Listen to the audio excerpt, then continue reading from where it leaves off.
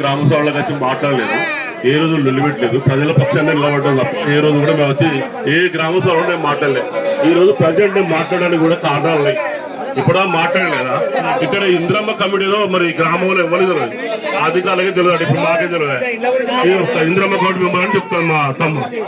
నేను అనేది ఏంటంటే గ్రామ సభ ద్వారా ప్రజలకు నేను తెలియజేసే విషయం ఏంటంటే ప్రజలందరికీ న్యాయం జరగాలి. ప్రజల క్షేత్రంలో మేము ఉన్నాం, ప్రజల కోసమే మేము పనునిత్యం పోరాటం చేస్తాం. ఒక కొత్తగా ఈ టీఆర్ఎస్ వచ్చే రాజకీయాలు చేయలే.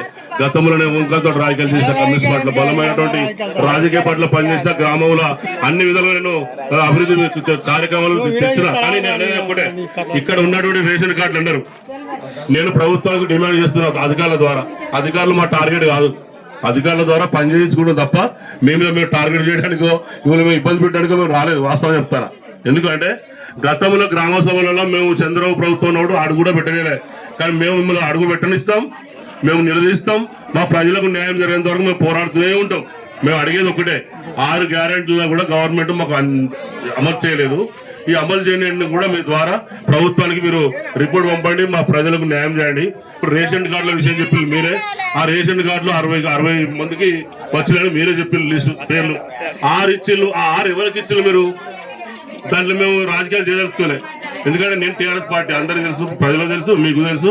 నేను కాన్స్టిట్యూన్సీ లీడర్నే. కానీ నేను పార్టీ పరంగా ఎప్పుడు మాట్లాడలే. ఈ రోజు నుండి మాట్లాడా.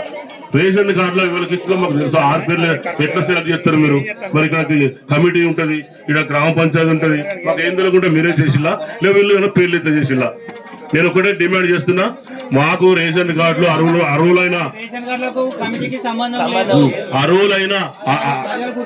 అర్హులైన అందరూ కూడా నేను కలెక్టర్ ద్వారా మీకు విజ్ఞప్తి చేసేది ఏంటంటే, కలెక్టర్ దృష్టి తీసుకుపోయి ప్రభుత్వం దృష్టి తీసుకుపోయి అర్హులందరికీ కూడా మీరు రేషన్ కార్డు ఇప్పాలని మీ సందర్భంగా నేను డిమాండ్ చేస్తున్నా ప్రభుత్వానికి. ఇంకోటి, అయ్యో మాట్లాడుతున్నా గ్రామసభలో మిమ్మల్ని ఎల్లగొట్టాం కానీ ప్రధాని ఒక్కటే నేను చెప్పేది, ముఖ్యమంత్రి గారు అందరికీ న్యాయం చేస్తున్నాడు. అందరికీ న్యాయం కావాలి.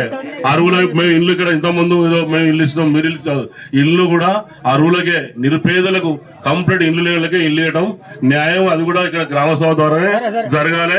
ఇంత కమిటీ కూడా మాకు తెలియదు. మరి వాళ్ళు మా సీనియర్ ఇట్లా ఆవేశపడతారు. ఆ కమిటీ కూడా మాకు తెలియదు. అందరికీ తెలిసి నిరుపేదలకు న్యాయం చేయాలని డిమాండ్ చేస్తున్నాయి సార్.